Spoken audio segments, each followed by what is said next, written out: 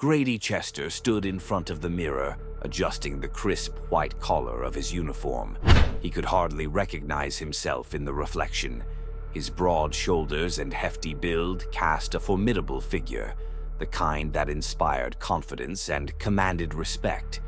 As he smoothed down the front of his coat, a sense of authority surged through him.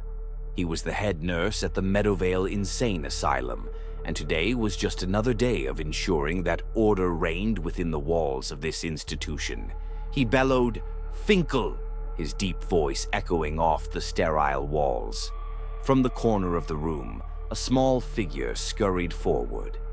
Finkel Crown, his assistant, stood there with wide eyes, adjusting his oversized glasses that threatened to slip off his nose at any moment. At just 4 feet 11 inches, he was a stark contrast to Grady's towering presence. Finkel was wiry and nervous, the kind of person who always seemed to be one step behind, but Grady had grown fond of him. Finkel's loyalty and eagerness to please made him an indispensable part of the team.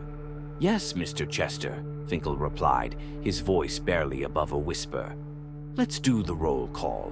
I want to ensure all our guests are present and accounted for," Grady instructed, his tone authoritative.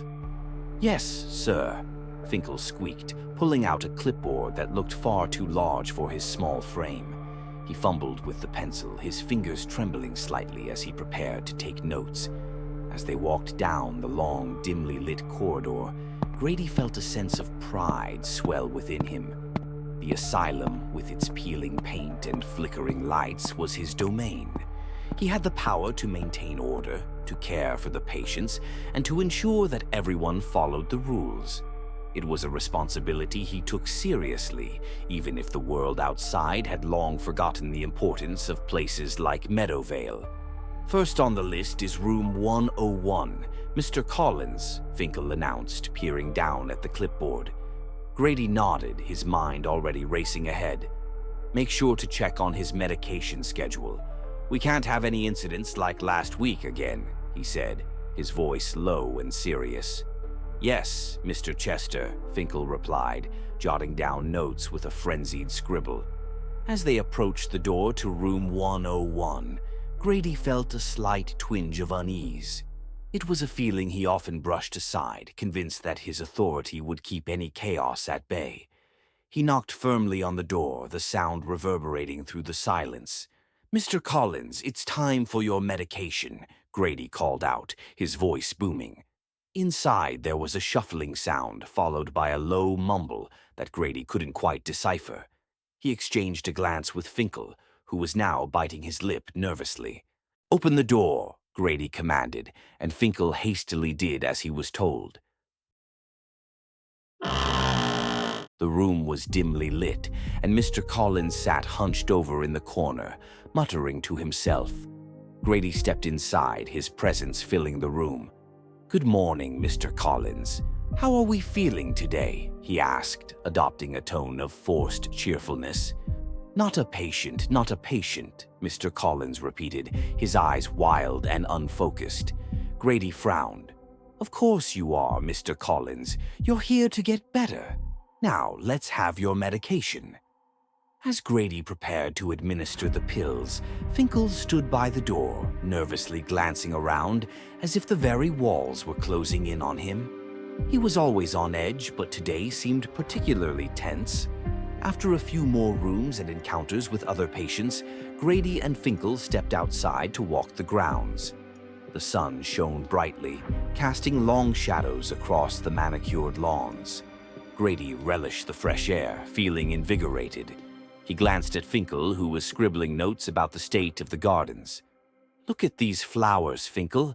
They're thriving under my supervision," Grady declared proudly, gesturing to the vibrant blooms.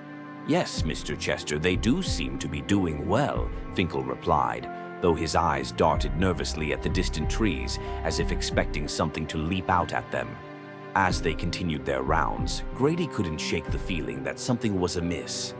The patients seemed more restless than usual, their whispers echoing in their ears like a distant chorus. He dismissed it, focusing instead on his responsibilities. After all, he was in charge here. But as the sun set and shadows lengthened, Grady began to notice the strange looks of the other patients. They whispered and pointed, their eyes glinting with an understanding that eluded him. Finkel, who had been quiet for most of the day, looked increasingly anxious. "Finkel, what's wrong?" Grady asked, finally noticing his assistant's discomfort.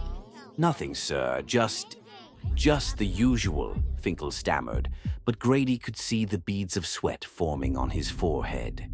As night fell, Grady felt a chill creep into the air.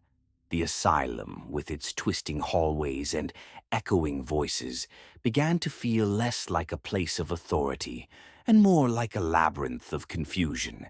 He glanced at Finkel, who seemed to shrink into himself, and for the first time doubt crept into Grady's mind.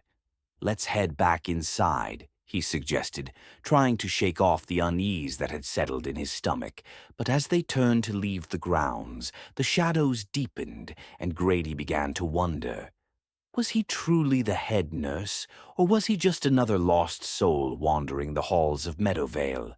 The line between reality and delusion blurred, leaving him to grapple with the unsettling truth that perhaps he was not as in control as he believed. Hey, thank you everybody for watching the video. I got more coming soon. We out.